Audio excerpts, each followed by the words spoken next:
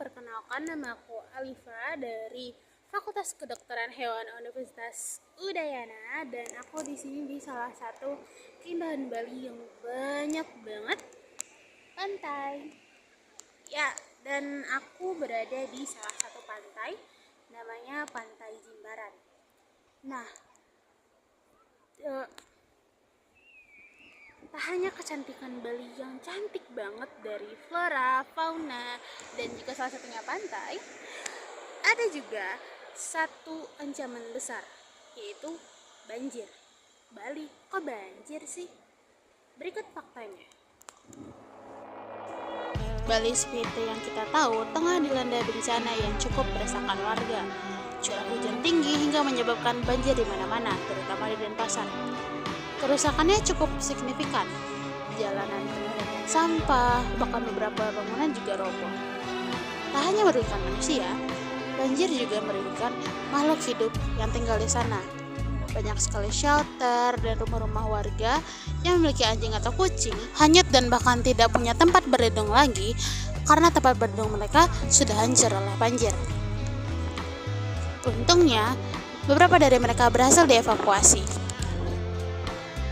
Banjir tak hanya merenggut tempat tinggal dan kenyamanan mereka, namun bahaya kesehatan juga mengintai, terutama bagi kita, manusia. Dan merusak lingkungan sekitar, banjir juga merupakan salah satu pemicu dari salah satu penyakit jenis yang berbahaya. Tebak apa? Ya, leptosis.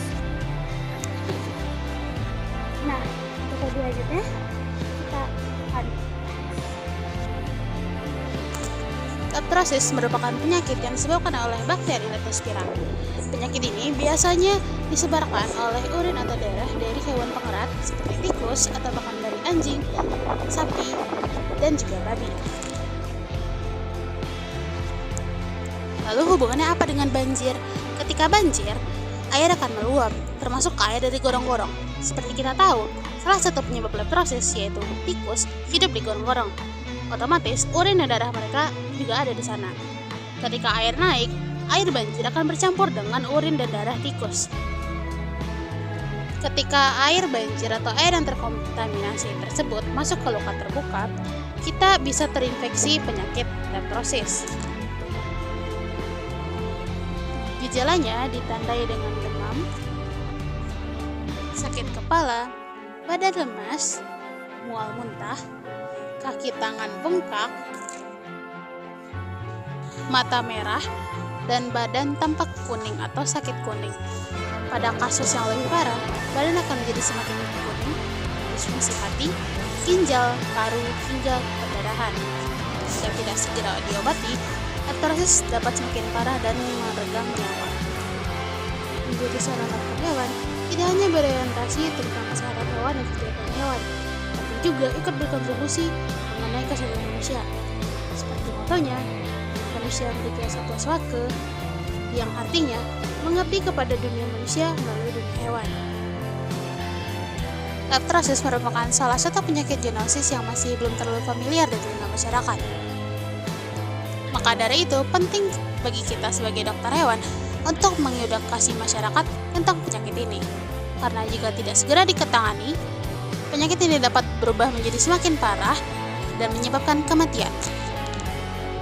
Leptosis tidak hanya menjangkiti orang-orang yang terdampak banjir, tapi juga bisa menyakiti peternak, bahkan dokter hewan yang sering bersentuhan dengan urin dan darah hewan. Untuk itu, penting untuk selalu mencuci tangan, menjaga kebersihan, dan juga menutup luka ketika kita mendapati luka terbuka. Sebagai dokter hewan, kita juga bisa mengedukasi para peternak untuk lebih berhati-hati dan menjaga kebersihan agar tidak terjangkit leptosis. Pasalnya, bakteri penyumbat leptosis dapat bertahan hidup sangat lama di tanah maupun di air. Leptosis mungkin terdengar seperti penyakit yang menyeramkan dan juga mematikan. Namun, dengan kerjasama antara dokter hewan, masyarakat, dan juga dokter manusia, kita bisa mencegah agar leptosis ini tidak menjangkiti korban-korban banjir di Bali.